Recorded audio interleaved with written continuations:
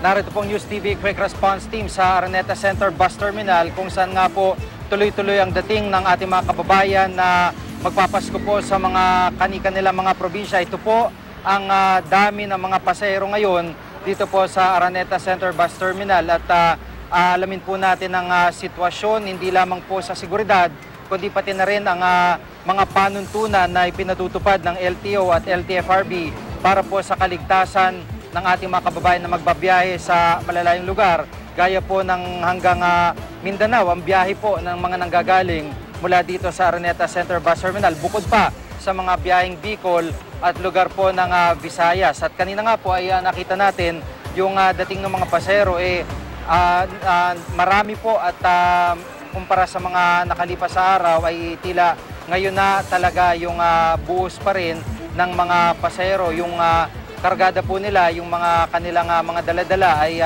talagang malalaking kahon din bilang paghahanda sa Kapaskuhan. 2 araw na lang mula ngayon po. Umaga pa lang po hanggang magtatanghali ay siksikan na po rito sa Araneta Center Bus Terminal sa dami nga po ng mga pasahero. Pahirapan tuloy ang pagkuha ng mga tiket at handa namang maghintay ito pong mga kababayan natin. Konti lang po ang mga nakapilang bus, kaya ang ilang mga biyahero, ilang oras na gintay para makaalis. May ilan namang handang maging standing passenger kahit pa po papunta silang Visayas at ipinagbabawal po ito. Sa South Bus Terminal naman sa Parañaque ay inasahan na rin ang pagdagsa ng mga pasahero lalo na huling araw po ngayon ng trabaho.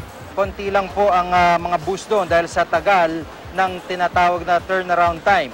Reklamo po ng isang konduktor, mabagal din ang pagde-dispatch sa kanila. At sa puntong ito po ay makakasama natin si Aling Ana Manansala. Siya po yung mananawagan dahil po yung isang kaanak po ninyo, Aling Ana, ay nawawala. Ipakita po natin yung litrato. Sino po itong kamag-anak po ninyong ito?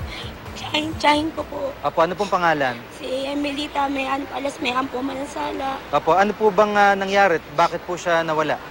Ano po sumakay po kasi siya ng biyaheng Cubao mula Acropolis po. Ito po kasi may diferensya. Nung bumalik po kami kinabukasan, ngayon nga po kaninang umaga pa, may nagsabi po sa amin na guard dito po sa may video na nakita daw po nila itong tsahin ko na nakaupo po lang doon.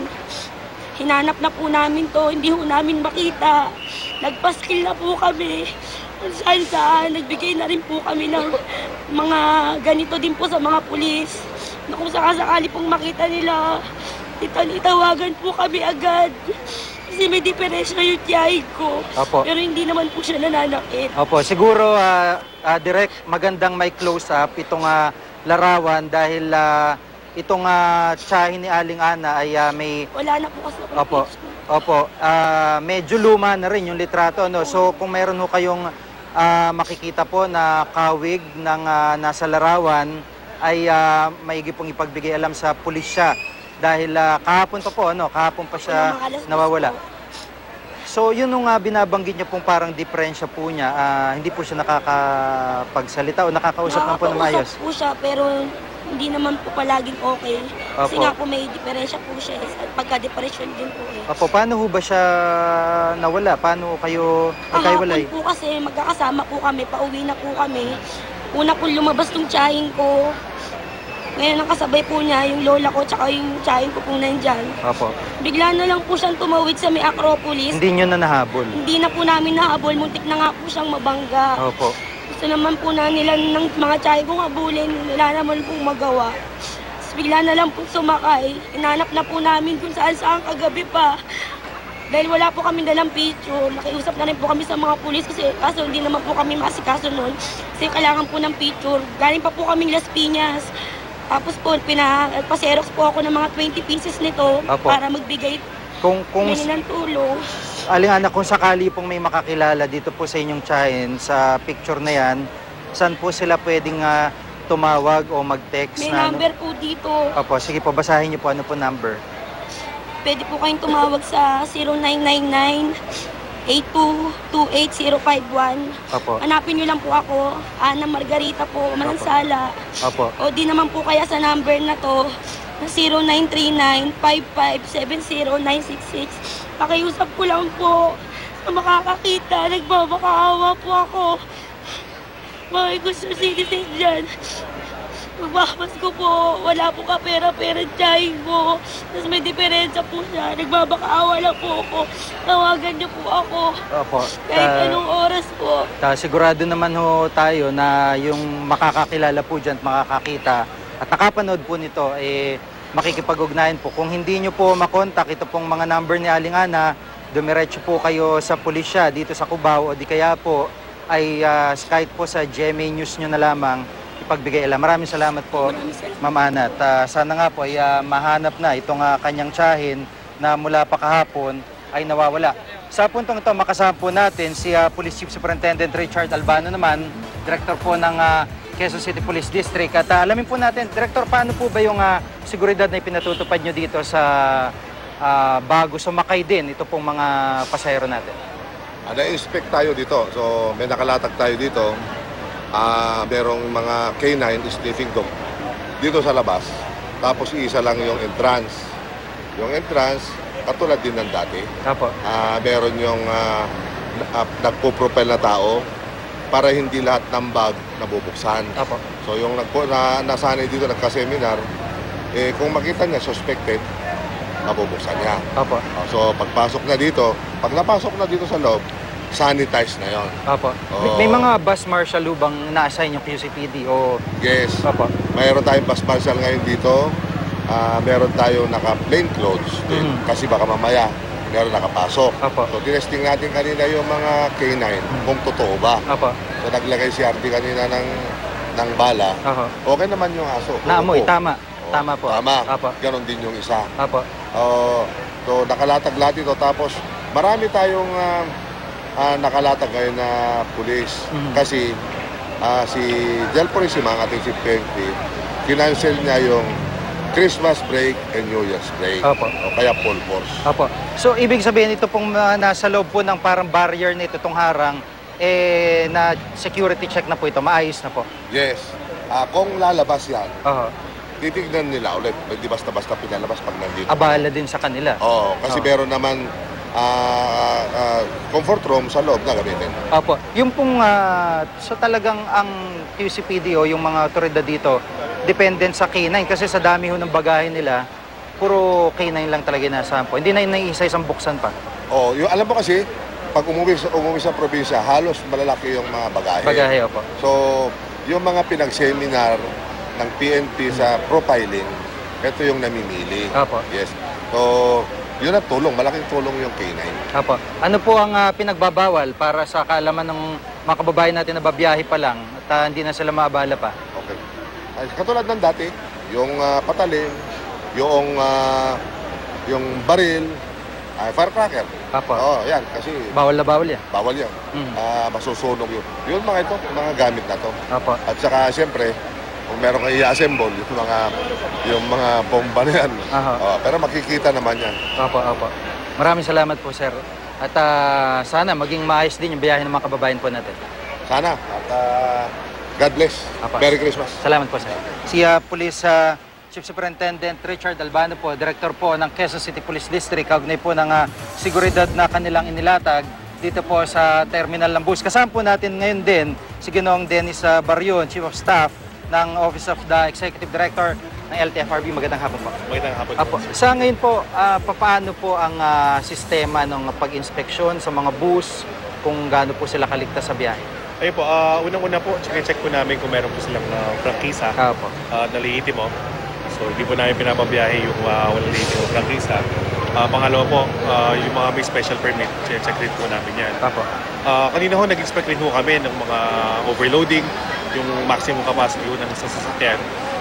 Dahil sa panahon ho ngayon, hindi na ho natin kaya kung isa pa aksidente sa bus. Apo. Ayun ho. Kinausap rin ho namin yung ibang operations managers ng mga bus. So nagbigay lang ho kami ng konting paalala tungkol ho sa mga biyahe ngayon Pasko. Sa ngayon ho ba wala kayong nakitang nag-violate o nagpalusot dito sa mga prangkisa o ang tawag doon, magkukolorum na biyahe?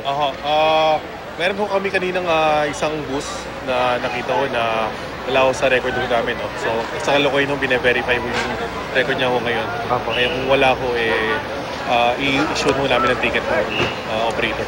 Opo. After po nung pangyayari dito sa Skyway, paano nyo ina-apply yung paghigpit dito naman sa provincial buses? Yun nga ho. Kaya ho ngayon, in line with DOTC, nag-iikot-ikot ho kami. Lalo sa mga terminal, nagbibigay ko ng mga paalala. Kinakausap po namin yung mga operator ho ngayon kung paano ho nila i-discipline yung driver.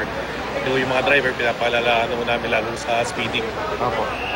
Siguro panghuling salita po, ano pong paalala nyo doon sa mga bus drivers at iba pong babiyahe sa mga probinsya ngayon? Yung paalala ho ng LTFRB tsaka ng DOTC, pangunahin itong concern namin yung safety.